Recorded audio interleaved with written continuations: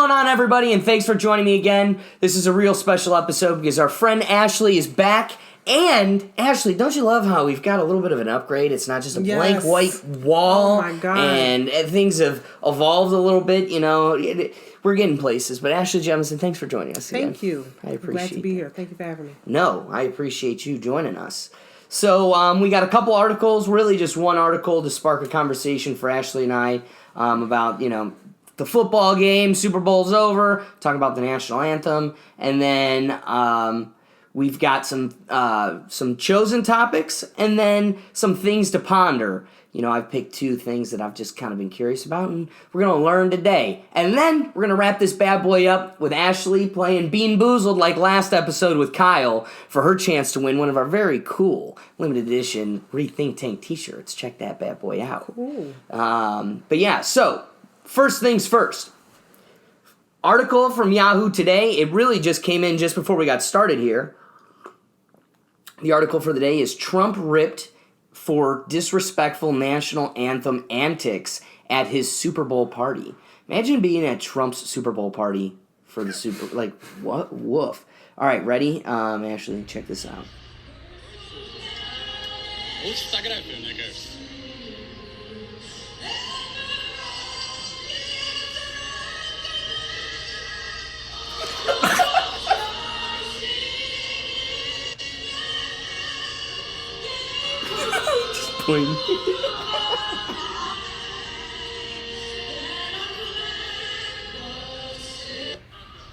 Wait. And then this is later. I love that this guy doesn't even speak English. Right. Look at him.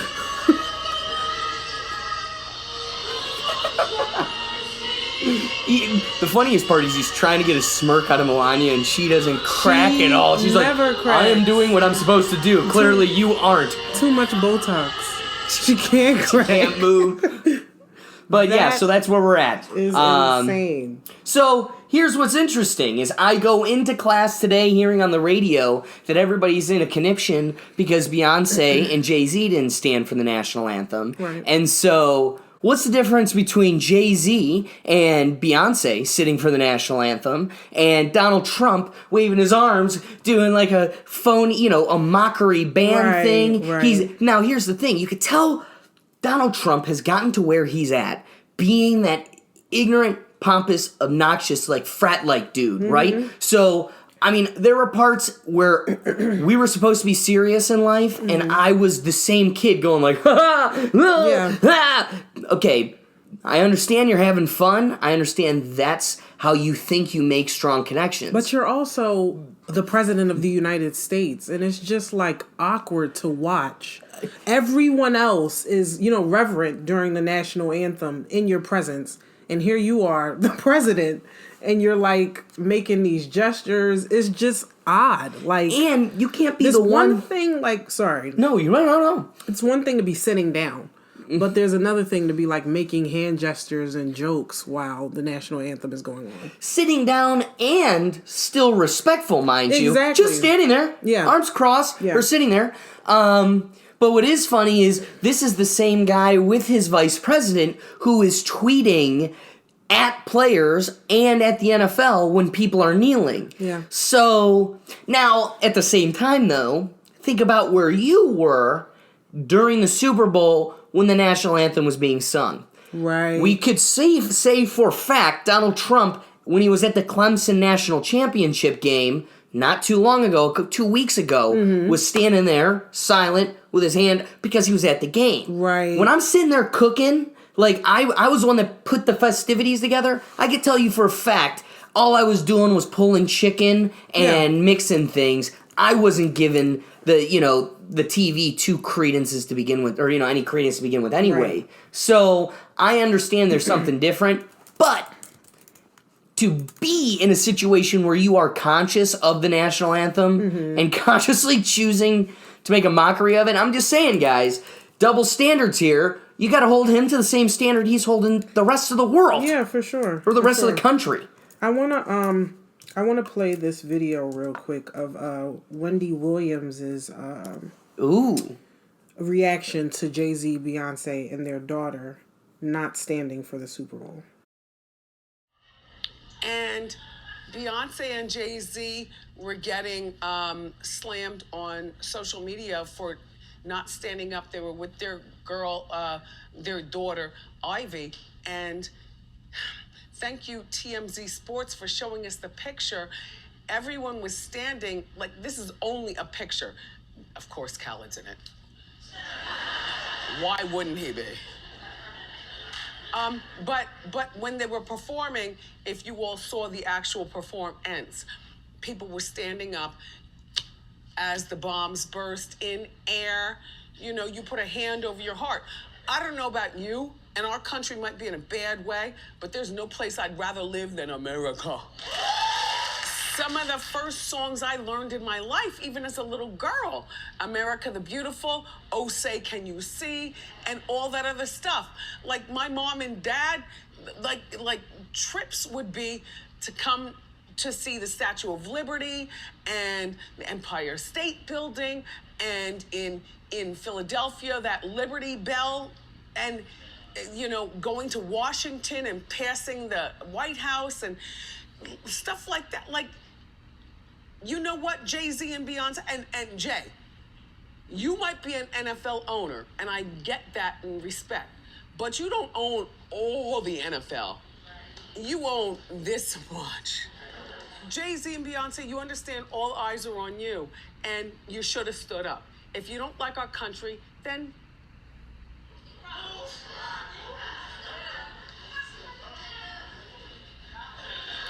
anywho, let's move on. What do you think, Ashley? I mean, I think she has a point. I mean, some people made a point and said that there were other people who were sitting down, like, directly around them, and nobody made, you know, a big fuss about that. But the fact is, you're Jay-Z, Beyonce, and their daughter. Like, you know what I mean? Like, you are a celebrity, and in some circles, you're a leader, so you do need to, like, act accordingly. No, so I can 100%. Definitely see where Wendy's coming from and other people who may feel the same way. But see, what's interesting about this situation is it's not just... So let's take it like at a baseball game. Like if Jay-Z and Beyonce do it at a baseball game, it's one thing. Jay-Z, however, has been given this newly created position simply for him for African-American relations in America. Was for in the NFL? In the NFL specifically. Okay. I can get you the here. Let's. I heard about it, but I didn't know that that was the job title. Okay. So we'll get the exact job title. But the interesting thing, it's this partnership that he has to tread lightly because now he's become somewhat of a, I don't know, speaker for this group, which, one, dominates the player base. You could argue against it or not, but most players at that caliber are black, and they're great. That's probably why they're so great. But when you're Jay-Z, and they just created this position for you, and you are now kind of like a beacon for these issues, you have to pretty much, I don't know, show respect for them all. And you definitely need to show a united front. For the most part, players aren't kneeling anymore, but some still are. And this has become such a, I don't know, highlighted conversation in America that Jay-Z is not in a position where he can pretend he doesn't know this is a conversation being had. Mm-hmm. So, again, agree with, I am of the camp where I do think a lot of what Colin Kaepernick says and is phony, right? I think this is a guy who turned down a contract with the Broncos because he wasn't willing to accept that he is not as good as he used to be. And now that he's had multiple chances to get back in, there was the settlement. Now he's having his own combines with the NFL, and no team's interested. Something there speaks to, hey, all these crazy, hillbillies in America that were upset over the kneeling. Well, now there's some credence to what they were saying. He really isn't as good as what we thought he was. Well, I don't know if his ability to play had anything really to do with his kneeling, though. Well, no, I agree with you. Right. But don't forget, what was the settlement? Collusion against why he wasn't in the league anymore. That he was pushed out of the league because of this. Right. So and again, I think that, I don't think it could be argued that had much to do with it definitely did. And I don't disagree with that. The NFL is a huge corporation at the end of the day. Right. And if you're causing a stir in, media, and among your players, and they can't have that happening, because at the end of the day, you're there to play a game, you're there to do a job, and once you interfere with that, then it's open season basically. I don't really disagree with the way they handled the situation. Oh, right. You get what I mean? Like, no, I 100% agree with you. And they're stuck in this. Or I'm not surprised that they handled it that way. Right, and I think it's even fair to say that there was definitely more to it, and it was more subjective and personal. However, going back to Jay-Z and Beyonce, they aren't in a position where they could pretend that people aren't in that stadium going, well, what are you doing? Right. You were just given this position. Are you standing or are you kneeling? Well, and he just took the middle. I don't know. I mean, and I don't know if it's fair to say that he was given the position. I mean, he negotiated it. And yeah, he earned it. He definitely earned it. I think so. It says that his partnership with the NFL was to enhance the NFL's live game experiences and to amplify the league's social justice efforts. Right. So, I mean, that's pretty vague, but which is probably why they did it to begin with, right? Like, okay, we're sitting at this meeting with all these billionaires. All right, Jay-Z, what's your first move? You've been pretty quiet. You've been pretty much in the background. What's going to be your first move? And he's probably thinking like, I'm sure in the short term. I mean, listen, to make big strides, you got to take small steps to get there. And what's interesting is, I'm sure this was just the easiest route. Like, all right, first things first. Like, let's make it like a stance on this kneeling, sitting. Like, nobody's gonna look at what Jay-Z does at any game following this, because we know where he stands on this issue. So you think that he's sitting to make a statement? Maybe I don't think know. these people I don't even know that it's akin to like kneeling. Honestly, I don't know if it was actually like a protest, because the reason I say that when he first came out with when the news first came out with the fact that he had a partnership with the NFL, everybody was calling him a sellout. Right. Oh yeah. Because he was vocal. That's why I think he had to do this though. Right. Oh, okay. I see what you're saying. He has to make the first step for them. What's the first thing you're going to do? And again, you are so knowledgeable of this situation and the climate that I don't think you can get in a position where you accidentally sit during the national anthem. Right. And so anything they do is calculated. Yeah. And I think that I don't find a problem with this calculation. So here's the difference. You have somebody who's calculated in the decision they're making. This is something to further, not necessarily an agenda, but a movement or something that I stand for or agree with or support. And then on the flip side of the coin is this first side of the article where there's literally, maybe there is a point to Donald Trump playing around and everything, but it seems way less calculated. It seems way more obnoxious. We already know that he doesn't appear to be at least a calculated person. Right. You know what I mean? Yeah. I mean, come on. You could just look at his tweets and tell, like, nothing is really, like, his thought speeches, out, enough, like, especially for the office that he holds, but it is what it is. It's a great point. So I guess at the end of the day, I think it's irrefutable. I think my final thoughts on this is it is irrefutable at this point to not believe there is racial injustice, right? Mm-hmm. That is an issue you cannot any longer ignore. So the message to what these people are trying to convey, totally valid, totally justified. And so we can debate for days on whether you agree with the method in which they convey that message. But it doesn't matter. There is now real legitimacy and credence to this message. Now that we're past that point. We're now in this. I don't know how you could get upset. I think people are just looking and grabbing at straws and looking for things to get upset about. Right. I don't know how you get upset with this. Yeah. Good for them. Again, it's a way to keep yourself relevant. I'd like to be in an article like that too, right? Same. Like, come on. One of our final topics here before we go into things to ponder, Ashley brought to my attention that she just recently watched The Family on Netflix.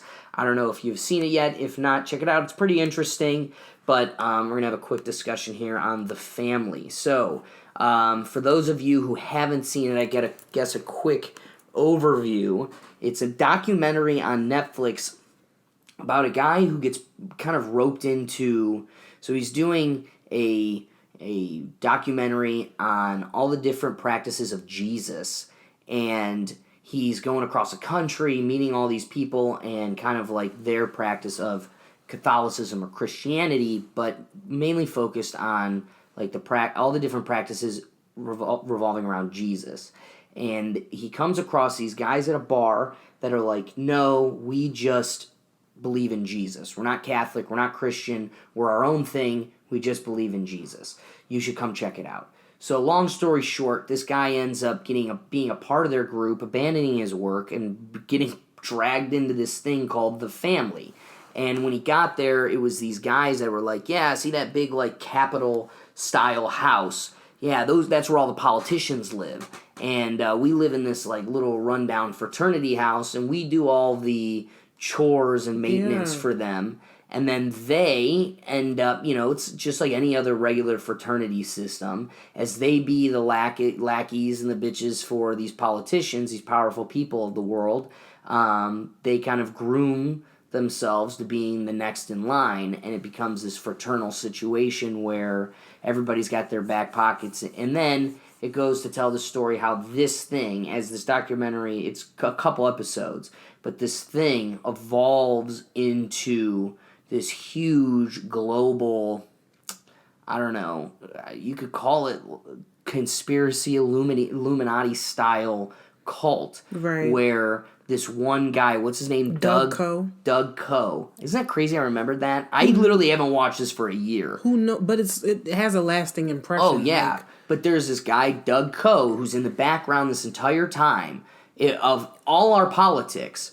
But you come to learn how this guy is one of the most powerful people in the world that you don't even know about. And it's because he puts on this family, that there's once a year where it's this global practice to celebrate Jesus.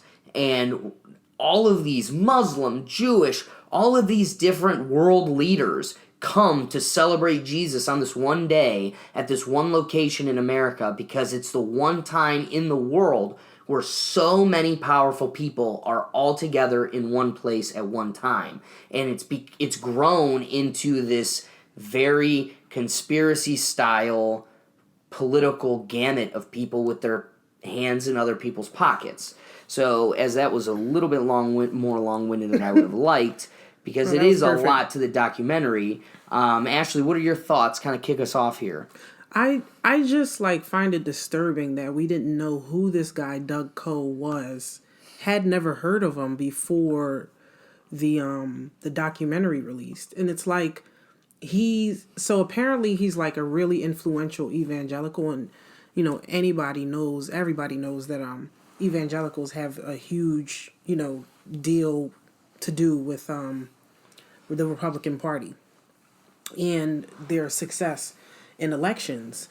And this guy was behind the National Prayer Breakfast that happened. That's what it is. Yeah. Yo, that's what so the annual meeting that I was talking about. And isn't it covered on C-SPAN, I think? Prayer Breakfast. Probably. I think it's covered. But again, Muslim, Judaism, everyone comes right. Because this is where everyone is at in one place. Mm-hmm. That's what it was called. Thank you. Yeah, and this guy's in pictures. I mean, if you Google him, he's in pictures with in the Oval Office. Right? Politicians. I mean, everybody from Ronald Reagan, the leader of Uganda. This guy was well connected. Right. And no one knew who he was. Yeah. It's insane. And then anyways, the whole issue that I had with it is they're like using Jesus. You know, they're like saying that they're 100% extracting, they're they're like extracting religion from things and just, putting Jesus there. Like they gave this book that just had the Gospels in it, like Matthew, Mark, Luke, and John. Nothing else from the Bible, but just the Gospels. And like they saw Jesus as this leader, and which, of course he had some leadership traits, of course. And that they were like a part of the inner ring of like, they said Right. Paul and somebody else, another disciple, was like a part of Jesus's inner circle. And then you go out and then there's more disciples, and it just was insane. And basically they're saying that the politicians are the chosen ones. Right. The chosen men. And because of that, we're supposed to basically, worship them and at all costs, like protect them. Like there was a scene that was really disturbing in the documentary where the one guy, he was like a brother at the fraternity thing, and he asked the main character, he's like, what do you think I would do if you raped 3 girls and then you came to Ivanwald? That was the name of the frat house. He's like, what do you think I'd do? And he was like, the guy answered like, I wouldn't be here. And he was like, no, like I'd still, you know what I mean? Like I'd still like support you. You still be a part of the brotherhood. Yes, I remember that. And that is like the main like issue that I have with this. It's like there's no accountability for anything when it comes to politicians.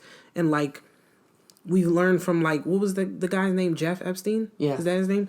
Yeah, like we learned from that like a lot of these politicians have been like taking part in some heinous acts that will never come to light because nobody wants to hold them accountable for what they've done. So I think like this whole family thing is crazy, and it's definitely a must see. What does it show you, especially at that breakfast dinner?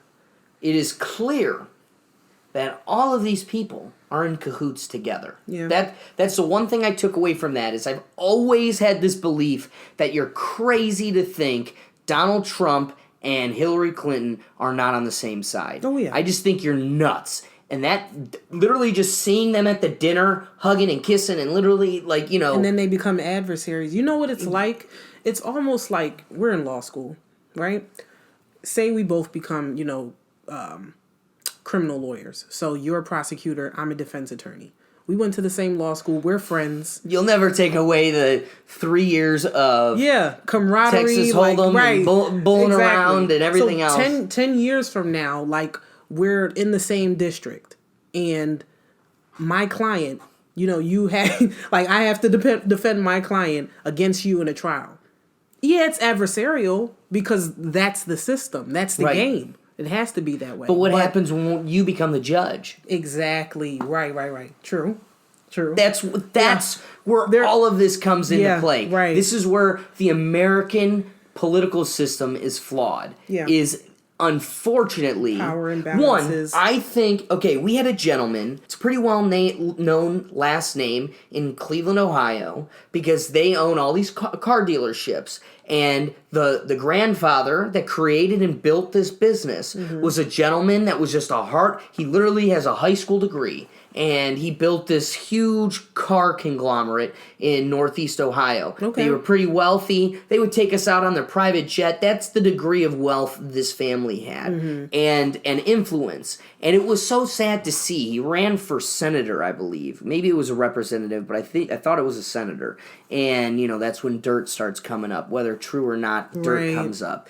And it's just a real shame that the way politics is played out in America is it's you either play or we gotta get you're out. Sleeping with the fishes. Yeah. So here's a guy that wasn't a part of the club. He didn't go to Harvard. In fact, he didn't even go to college. So he doesn't have any of those advocates already in the system to bring him in. Mm-hmm. So he's running against, the fraternity brother, right? The guy that's already a part of the system or will play ball. And so what really stinks is that I think, yes, you'll never be able to eliminate the human element in the American political system. Mm-hmm. But I think something we could strive for is, listen, I get it. I think I would do well at advocating for people I represent.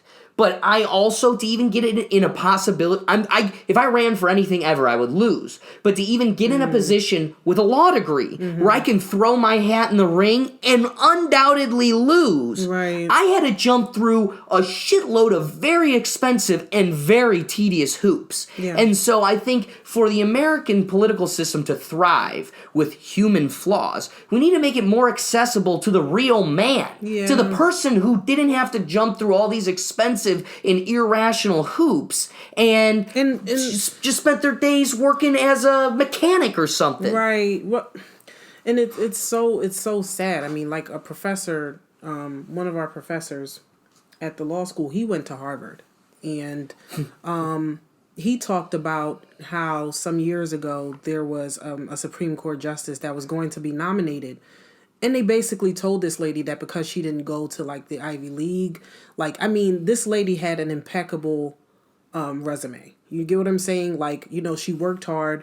She definitely deserved the spot. And I can't think of her name right now. But, they basically said, she can't get this job because she's not in the club. Exactly. And that's what it's all about. It's not about who's smart enough or who has the grit or anything, because one thing that I have noticed in going to this law school in particular, this has been the most rigorous academic program I've ever gone through. And I've been through some some classes, AP classes and all of that stuff. I've been through all of that. And this has been hands down the most rigorous, the hardest.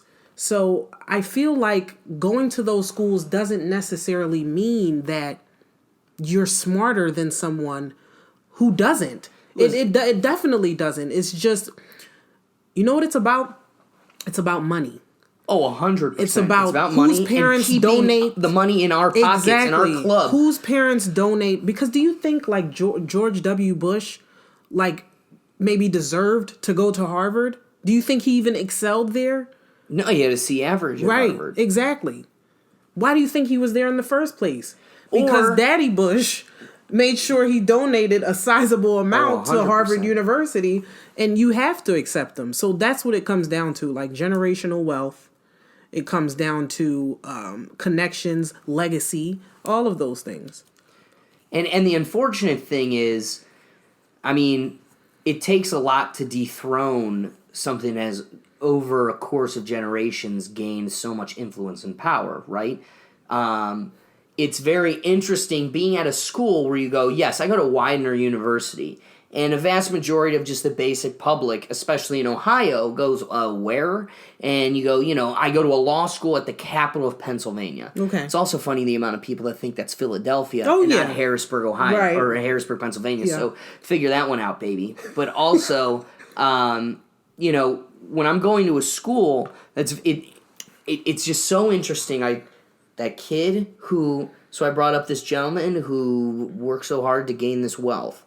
Well, he also had a lot of influence in Cleveland, and one of his grandkids got into Cleveland State University, and in fact didn't do so hot at first, but because of their wealth and influence was able to get another try. So, and technically Cleveland State is arguably maybe a better or equally kind of caliber of Cleveland State, but that's because Ohio wouldn't recognize a Pennsylvania school as well as a Pennsylvania school would recognize it. Right. So, again, I say all of this just to build a foundation on the point that Widener is a school that is currently working really hard to build a name for itself, right? They're on the come up.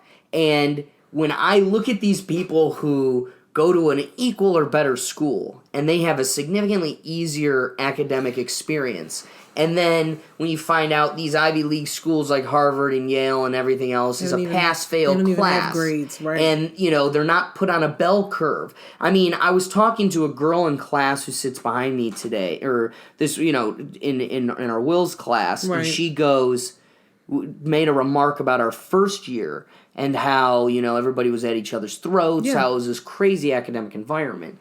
And I was like, who's to blame for that? I know they were led to believe it's us. We have bad students, but the reality is this school built an environment that created it. Teachers getting involved in the gossip, worrying about Snapchats and everything else. Right. It's like we're 20 through 40 years old. What are you worrying about Snapchats for? Yeah. And them building this catty high school environment with adults who are also at each other's throats for the first time in their academic experience to stay alive. Because what people don't recognize is most law schools stop cutting people after the first year. Yeah. Once you're in, you're solidified, and you just need to pass. Yeah. And keep your GPA above a certain amount. But we go to a school that is cutting 15%, the bottom 15... 25. 20, well, depending on what year you are. That's like the average. The average. 25%, which is insane. Every semester. So you're at each other's throats trying to stay alive and stay in this thing. So you don't know who to trust.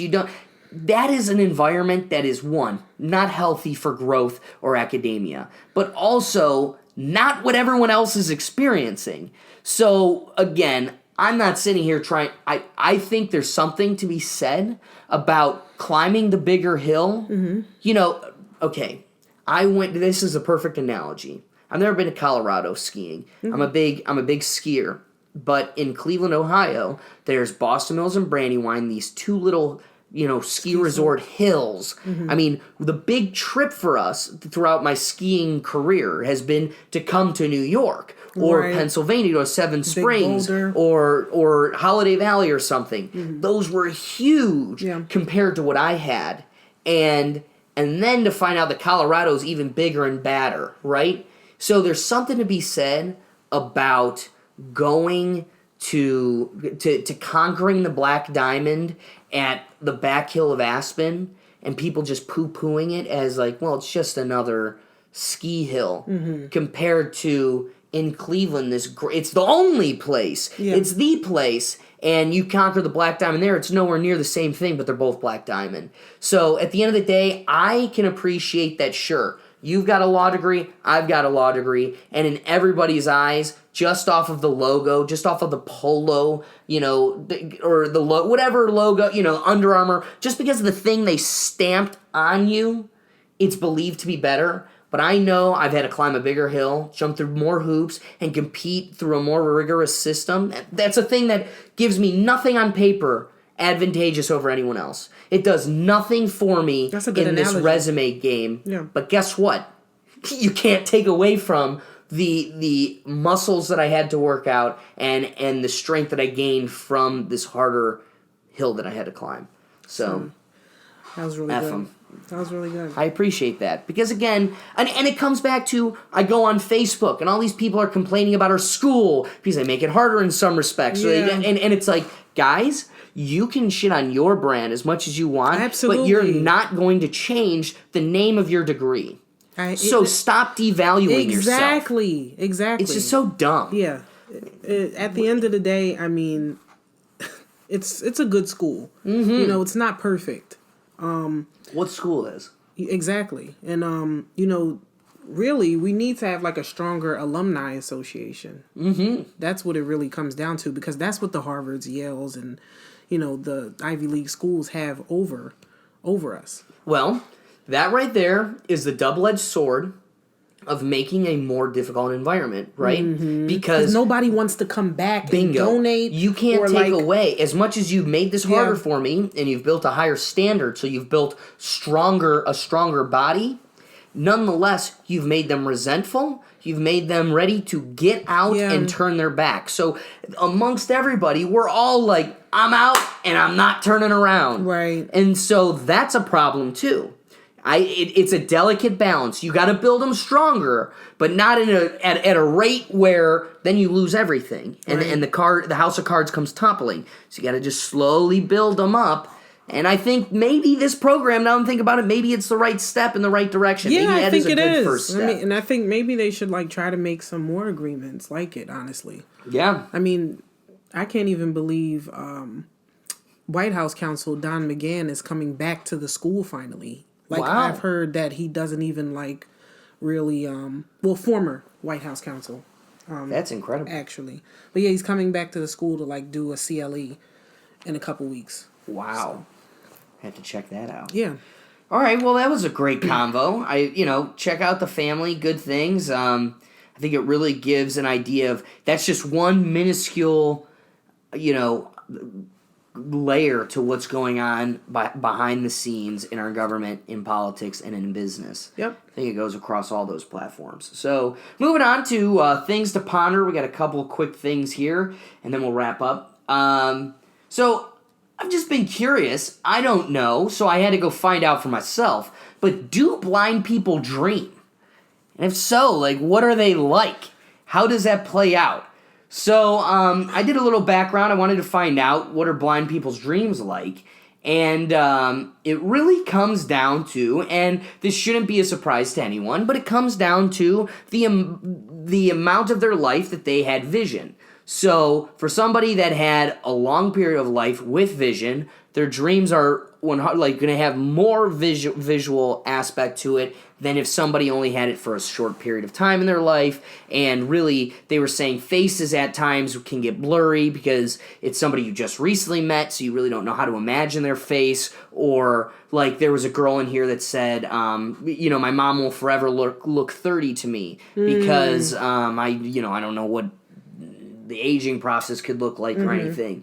And it seemed like those that did have, the more vision you had throughout your life, the more visual aspect to your dreams are. So then begs the question, what happens to those that have never seen ever?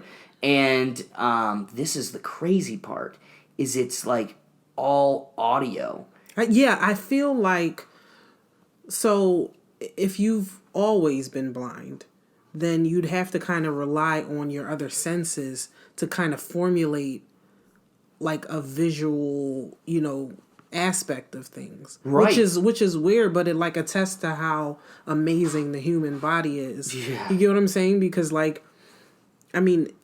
never know what you know what I mean? What it actually they're formulating in their heads, but it's interesting to think about. Nagel. That's what I was fishing at. All right, so there's actually a very famous philosopher, Nagel, and he did a whole thesis on what it's like for a bat to be a bat. And it kind of postulates a concept that we could never know what it's like for a bat to be a bat. So if you wanted to put yourself in the situation of what it's like to be a bat, and this relies on other philosophical theories as well, but there's kind of this theory that a lot of animals don't have a conscience, that they act unconsciously and off of will and instinct. Yeah. And so, or will implies consciousness, so instinct. Just mainly instinct. And so, what's interesting is Nagel has this whole concept or theory that, there was this time where my mom, I'll never forget, we live in the middle of the woods, and she leaves, during the summertime especially, she leaves her bedroom windows open. So there's a screen and the windows open, and a bat flew in. This is all I imagined when I was going through this in college. Right. Of this bat flying in and getting caught between the glass window and the screen, just going back and forth, hitting the screen and the window. And that kind of, for me, is a perfect example of how these aren't animals that are very conscious. They just run on instinct of go forward, backward, forward, backward, forward, backward, forward.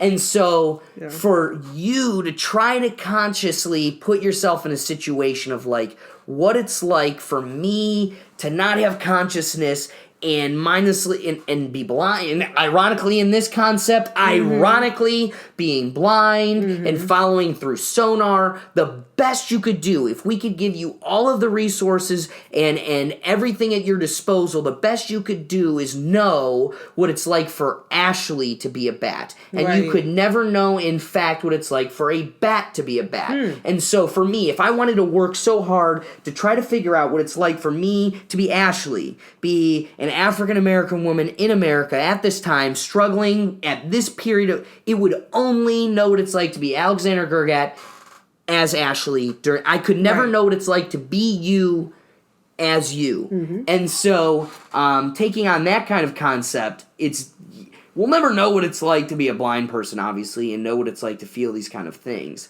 But kind of what you were talking about made me think about how, like, it's very ironic, and I really live by Nagel's thing of, like, you'll never know what it's like for somebody else to experience those types of things. And, learning here, so they have auditory dreams. That's what it's called, an auditory dream.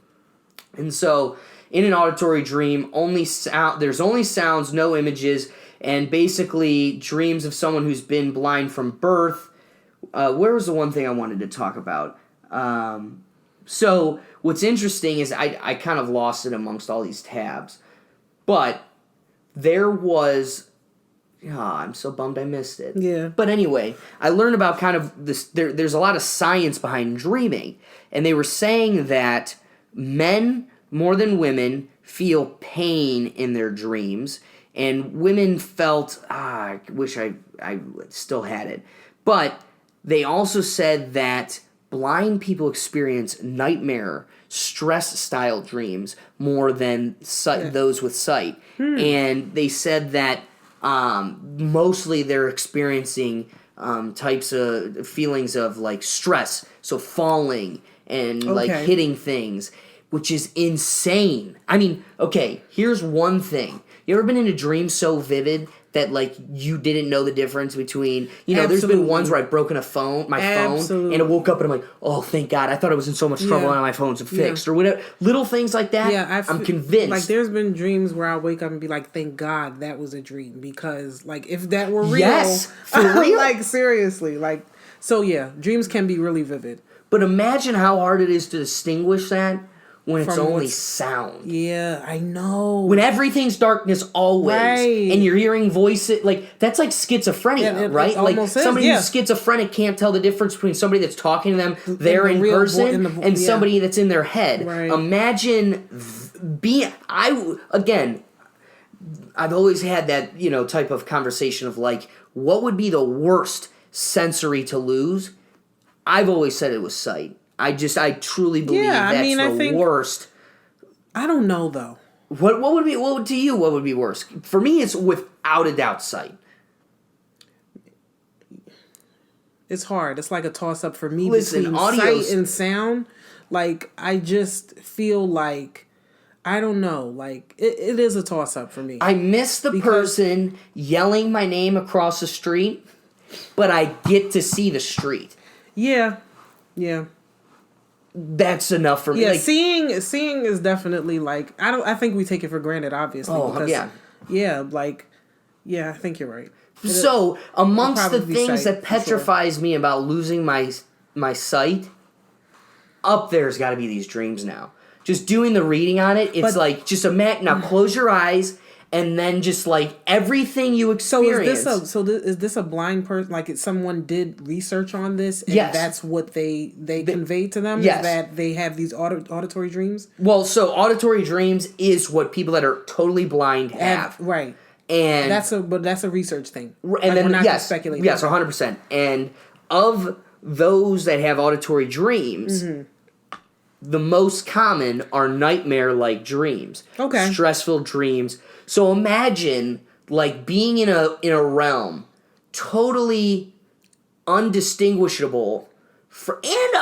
Just for me, it's like, listen, in a real dream with sight, it's not like anyone is less real than another, so I misspoke. But in a dream with sight, I can at least look back at it and go, yeah, there was no way that was a dream. Susan had a stack of bananas on her head, or whatever it was. There's always something that, and I think a lot of it comes down to visual. Or it's like, I would never even have been with that person. So I'm sure there's little cues like that for, these auditory dreams, but I feel like that is way more camouflaged when you don't have vision to distinguish, like, look at the shoes they were wearing, or whatever it was. As much as dreams try to be as real as they can be, it just seems like that is a world where you could get even more lost between what's real and what's not. Yeah. And that's petrifying. Yeah, it's insane. Oh, that's really interesting to think about. And how many of them stay as memories as like a real life event? Right.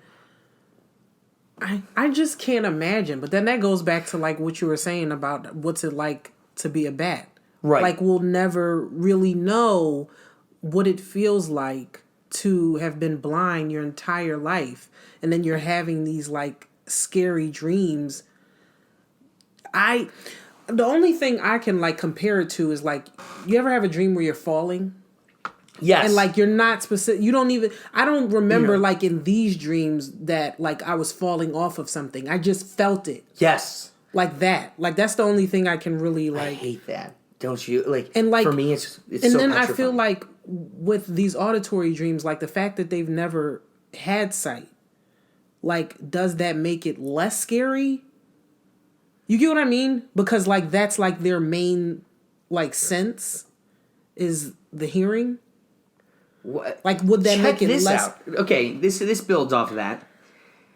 What was the last question? Let's just see. Do we store light that the eyes take in during the daylight? Well, clearly not. That was a dumb question, but this is a good answer to that. The images that we see in our dreams aren't real light.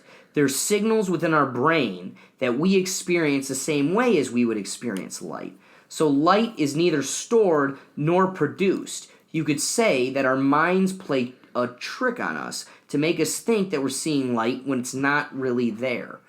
So what's wild is, and not to get into deep philosophical rabbit holes, but like when you kind of think of like aliens, let's just say you're a Star Wars creator and you're going to create a new story with Star Wars and you need to create a new race that's never been created or thought of before. No matter what, all the things you draw upon are going to be things you've seen throughout your life. Right? So, like, somebody who created Santa or a dragon or whatever, a unicorn, they've all been created out of things that are real in real life.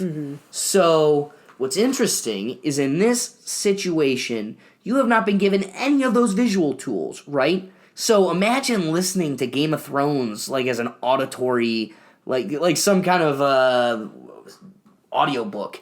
Like, right. That would be wild, because what are you picturing a dragon to be like? Like, what the hell is this you're hearing and people burning from fire and everything else? Like, what are you picturing in your head? And really, it's not. You're not picturing anything. You're just picturing this thing that associates with that sound. Right. How wild. There's no sight involved. So, like, you can't really... I don't want to say can't, but... You couldn't. You can. Yeah. You can say that. You can say you can't conjure up images because you don't know what images are. Never had to them, you, right. an image is odd. Listen. Right. If you didn't know you were missing somebody yelling, "Hey, Ashley," from across the street, you don't know that's a thing to miss. Yeah. So, again, I don't... To them, it's just a regular day. Just like to us, like... we don't think we're missing anything. There's a fourth dimension we don't know about that could be in our dreams. Right. They're not. How wild is that? Yeah, they always talk insane. about that. What if there's something, right now that's around us that we're experiencing that we don't even know, that we don't feel or experience, so it's not in our dreams. Like the paranormal. Yeah. Ooh. Now we're getting deep. Bring those ghosts into my dreams. Please don't. But how wild. I just was curious if blind people have dreams. Yeah. Turns out they do, and they're scarier than yours. Because to me, I wouldn't... Just imagine that feeling, like that, and then you wake up and you're like, Just imagine going, and then waking up and going, and everything's still black dark. Yeah, you're still in the dark. And you're like, wait, okay, I'm on my bed or I fell. I'd be this terrified. is somewhere. Oh, no, just the That's why you need a dog, people. Let them have their dog, okay? Last thing to ponder that I was curious about is I was on a plane recently over winter break flying home, and this girl could not waste time to pull out her phone and start throwing likes around on Instagram. Wasn't even like, hey, come pick me up, I'm about to land, or blah, blah, blah. It was just surfing the web on her phone, social media, and it was bothersome to me because it's like, why do I follow the rules and you don't? If we bring it... And I was so ready. If anything happened, like, we almost crashed because somebody was on their phone, I was ready to be like, it's her! It's this chick right here! But I didn't get that opportunity. Nonetheless... It leaves me curious. Something that has myths around it and everything else. Yeah, Do we really need to have our phones off? Yeah, I've never known why we need to have them off. Or on airplane mode or whatever. Like, is something going to interfere with the plane? So that was it. The FCC was the administration. Gotta love these administrations. They were the ones that in the 1990s declared that it was unsafe. And that there was reports that laptop computers could interfere. And so, makes sense. What's interesting, however, is all the science to come forth following this has showed that this is an anomaly, but the aircraft carriers themselves still insist that this was real. And so, anomaly or not, even though you can't reproduce it in your experiments, it happened. So the FCC is operating in a world, again, they're an administration, so they get to do whatever they want, completely unchecked. So, like, is this all aircrafts that you can't commercial. Have? Okay, so just commercial aircrafts. Yeah, this is only for the so public. So not helicopters, jets, private jets. Because remember, the FCC is the one that's creating, like, the customers' rights against a an airplane. Okay. So, the next thing that was interesting is the FCC proposed around, I think it was like early 2009, that they were going to consider repealing this and allowing passengers to use their phones on airplanes. Long story short, after 2013, they pulled the proposal and now only allow people to use their phones on airplane mode. Really, guys, after doing all the reading and everything, it comes down to, one, administrations, FCC can do whatever they want, and nobody can stop them. But two... these are commercial companies that want to err on the side of caution. Okay. And while no science shows that there's something that can interfere, they say that the most vulnerable times and at the times at which they're truly, truly concerned about are the landing and takeoff. And taking off. Yeah. And so that's why they have those rules during that time. And that's when this chick was using her phone, by the way, was on the landing. So it's like, one, okay, so as soon as she was got, extra like, wrong. So I'm So I'm glad this flagged the concept for me because I had the intuition and it was right. She was in the wrong. But I'm also coming to show that a lot of the science shows that it doesn't really matter during the flight. Right, which is why airplanes have Wi-Fi, right? I got one more for you, though. Oh, so this also made me curious. I'm like, what happened to the built-in phones on an airplane? Why don't those affect it? Again, they are completely disarmed during the landing and the takeoff. So that goes to show that's where the real fear is, or it could these phones can interrupt the signal, but it doesn't matter at these times. Now, this guy was saying that, or I was reading that you could pay $11 per minute to use your actual cell phones on planes like United Emirates that will... You pay the code or whatever, and you could use it. So again, I don't have a problem with that because it deters you from taking a long call. Speed it up. You're paying $11 per minute. Also, it keeps it on a necessary basis.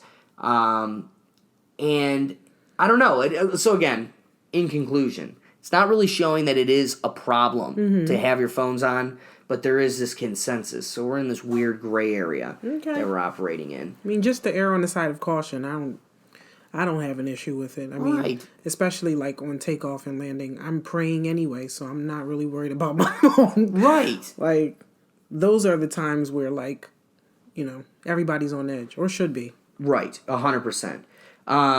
But in final thoughts, the British Airways flight tech spokesperson came forth and said that the industry has had several reports over the years linking mobile phones use with system malfunctions, and whilst systems have improved, the industry regulators take a cautious view because of the safety implications, which is totally fair. Yeah. And this article brought up another great point, that airlines commercially they have an interest in preventing people from chit-chatting the entire flight. Could you imagine a plane like a bus of just people just bah, bah, bah. Oh my God, we're almost there. Very true. Airplanes, everybody shuts the hell up and goes to bed and whatever. Like, right. You know, like to me, it's like we've got a perfect environment we're at right now. We really don't need people chatting it up on their phones. Yeah, makes sense. So I kind of like that too. Do want a peaceful aircraft. Yeah. As much as possible. I'm with it. So I was curious what happened to those plane phones. Apparently they're still there. They're just on other flights. But again, the thing they're moving to is letting you pay to use your phone. Wow. Yeah. So, Ashley, that's it. We're wrapping up here. Now it's time to get to... I got to get some energy here. This is about to hit. All right. So, have you ever heard of the game Bean Boozled? No, I have not. Okay, so again, Ashley, we are playing the game Bean Boozled, and this is for you to get a chance to win our new Rethink Tank shirt. What do you think? This is the design for the new shirt. I love it. It's our boy Einstein sitting here, ahead of his time, learning from the podcast. What can we say? So, again, in the comments, let us know what you think about the shirt. But Ashley, we're playing Bean Boozled. Yay! Now, the game Bean Boozled is I have a collection of jelly beans here. In the cups are a collection of the jelly beans. They all look the exact same. The unfortunate part for us is there's 2 flavors in each cup. One's really good and one's not so good. Caution on the back of the container that came with these says, these jelly beans may look alike, but they could not taste more different from each other. Think you can tell them apart? So here's how we are going to play the game. Okay. You need to get 6 points. All right. All right? To score a point, there's going to be 6 rounds, which means you got to score a point each time. Also, I have these paper towels for which the point you decide to spit out your jelly bean. Okay. But to get the point, you got to. The rules are 3 chews and a swallow. So if you swallow the jelly bean, you get the point. Okay. And we move on to the next round. 6. We're going to do these 5 flavors, and then a roll of dice to find out which one is the 6th one. Rolling a number 6 is I choose. Okay. Okay? So, first up is, what is it, toothpaste or blueberry? Now, Ashley, I'm going to do it with you. So, or berry blue. So, toothpaste or berry blue. You pick the one, I'll take the leftover one. This is just jelly bean roulette. I'm gonna say toothpaste. Oh, no. Pick one. Pull one just out. pick one. And then I gotta. And we're going to eat them together. Jesus Christ. This could either be I hope I berry was blue wrong. or toothpaste. Cheers. Think. I mean, what's interesting is I got toothpaste, but it's just mint. So did I, though. Me and Kyle got berry blue, both of us. Really? Yeah. Yeah, this is definitely toothpaste. You ever have like mint licorice I have. or whatever, gumdrops or I'm not whatever? a licorice fan, but this is all right, though. I'm not definitely bad. not a mint fan in any candy respect. You don't? Like, yo, I don't mint? like mint chocolate. Yeah, I hate that. That is like for sociopaths. Yes. Crazy moms, right? Yeah. It would always be like your 3rd grade Yeah. Christmas party, and mom's like, these Yeah. moms come in, they're like, we Try got a peppermint patty. And it's like, you're the only one that likes that, Right. Susan. Right. Like, get that out of here. We are simple 8-year-olds. Hook us up with vanilla or chocolate, and we're good. That's it. All right, so you got the blueberry down. Okay. Or the toothpaste. We did lose, but at least the bad flavor is tolerable. I'm going to tell you what. Kyle and I both, and really, Kyle lost at this next round, Okay. round 2. I made it. It was absolute total hell, but I made it. White. The next round, round 2, is it coconut or is it, what is it? Spoiled milk. I'm not kidding you. Spoiled milk was the worst tasting thing I've ever had in my mouth. It made my stomach upset from So do we have trying to? to. What's We have that? to eat all of them? No, just one each. Okay. Okay. I mean, you could get coconut, yo. I could, but I just feel like I won't. All right, I'm going to tell you this right now. Don't chew it in such a way. I made it bigger, which made me choke on it as I tried to swallow like a pill. So, like, do, like, what? Like a corner of my mouth and just, like, swallow it really quick? Just try not to three chews and a swallow. Okay. But just don't make it too big to where it's impossible to swallow. Because I did, and I choked and gagged on that thing pretty hard. So, and I know it's coming again. I just know it because wish us luck, guys. Me. Cheers. Oh, no. Oh, my fucking God. Oh, I'm choking out again. Yep.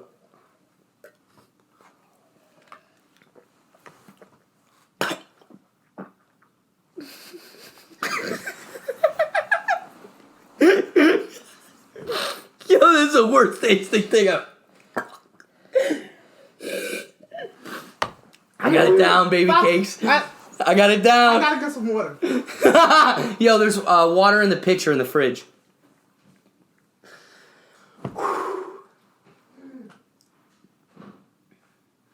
Did you get it?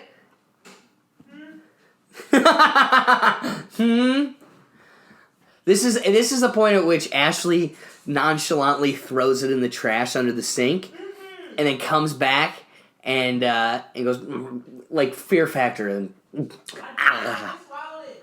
Yeah, and she just said she swallowed it. I swear to God. All right, I'll buy it just because there's a lot more rounds to get through. And Kyle gave up after the first one. What a heartbreak. That was disgusting.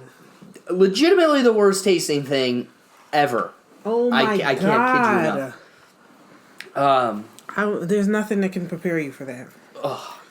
Yo, I can't stress how terrible that one is. All right, Ashley, you actually made it farther. We are moving on to round 3. Now, I'm not going to question the integrity of this game. I'm just going to... We got to finish this. Yeah. And I have faith in you. This gets us to the halfway through. Round 3 is either canned dog food or chocolate pudding. Canned dog food. I'm going to be honest with you, though. There's no world where canned dog food is worse than spoiled milk. No. I can still taste it. Yep. Absolutely terrible. Yeah, absolutely terrible. Cheers. Hopefully you get chocolate pudding. I did not. Oh my God, this is worse. Oh my God. This is worse. Alright, how do I get this in? How do I get this on? I tried chewing it back into a ball so I could take it like a pill. I did it. Ah! Oh. That one was terrible. Yeah. The worst part is your stomach's like, whoa, Yeah. whoa. Like, what is How'd this? you get into the party? Usually Taste the bouncer buds up there are knows like- what's up. No sugar. What's Bro. The crazy part is I've never had canned dog food. But I feel like we could treat our dogs better. I mean, yes, that's for one. Jesus, why are they eating this? How are they eating? I just need to keep it down. That's where I'm at. Just smile, baby. Keep it in. Keep it in. No wonder it's like a party when they like get human food. Yo, how are we garbage. losing so hard? Huh? How are we losing so hard? Yeah. All right, Ashley. Final, or now we're moving on. You are halfway done. Round 4. The question is it Stinky Socks or Tutti Frutti?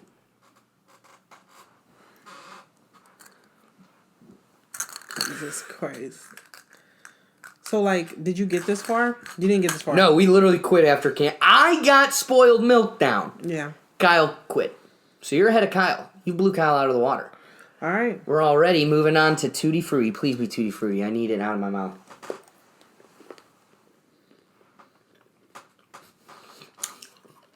Nope. Oh my God. Oh my God. Oh my God. Oh my God. Oh, bro. I got so aggressive into the chewing because I got excited. I'm like, oh, here's the finish line, baby. They trick you. They put like an extra sugary coating on the outside. That's hilarious. How's yours? It's Tutti Frutti. No! Bro! You would have known if it wasn't by I've now. gotten the wrong one on every single one so far. That's insane. This was my first, like, come up. Well, yeah.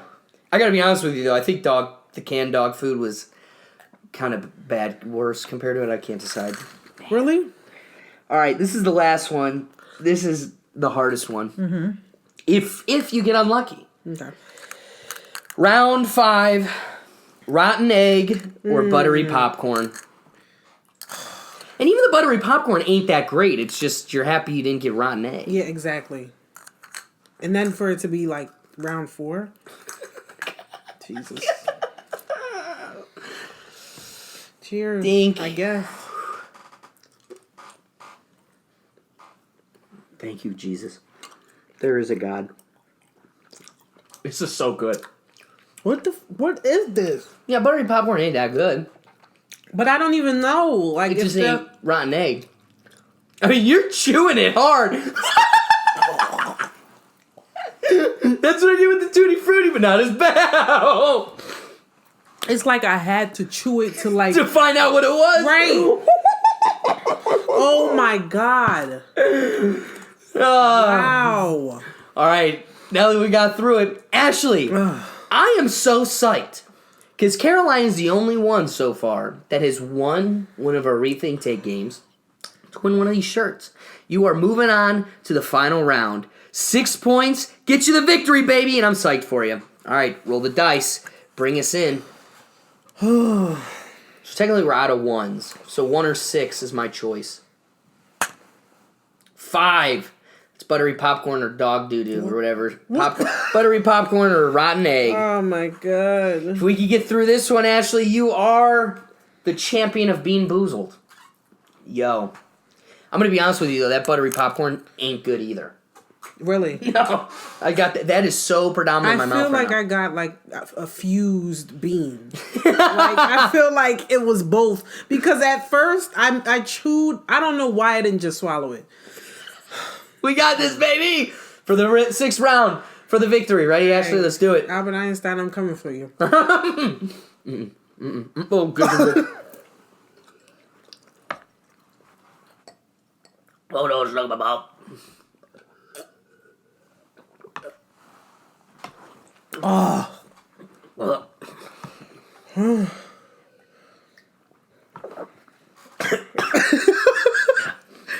Yo, that thing tasted like a cat. Right? It's stuck in your molars!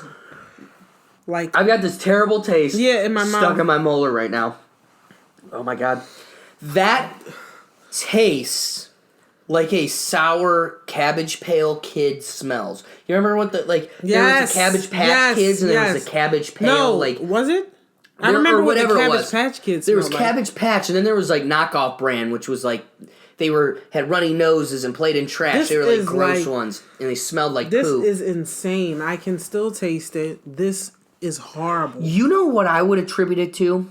You ever play any like either flavor or like the scratch and sniff, any type of game where there's been a artificial flavor or smell associated with cauliflower? That was it. Yo, Cauliflower?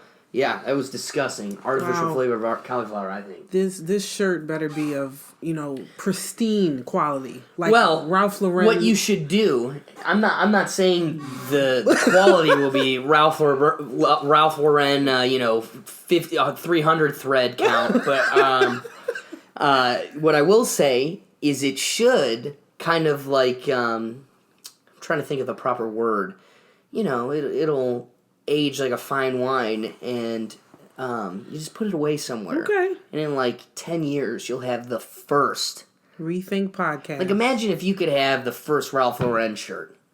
Or like the first like kind of memorabilia for like Joe Rogan podcast. Boom! See, people? That's why you want to get in on this. Plus, you can have Albert Einstein just chiefing away on his pipe, thinking, pondering, growing. Yeah. I mean, come on now. Well, What are you Ashley, thinking about? you are a champion. And literally, Albert Einstein is pondering over how great you are as we speak because he's listening to us. And that's pretty fantastic.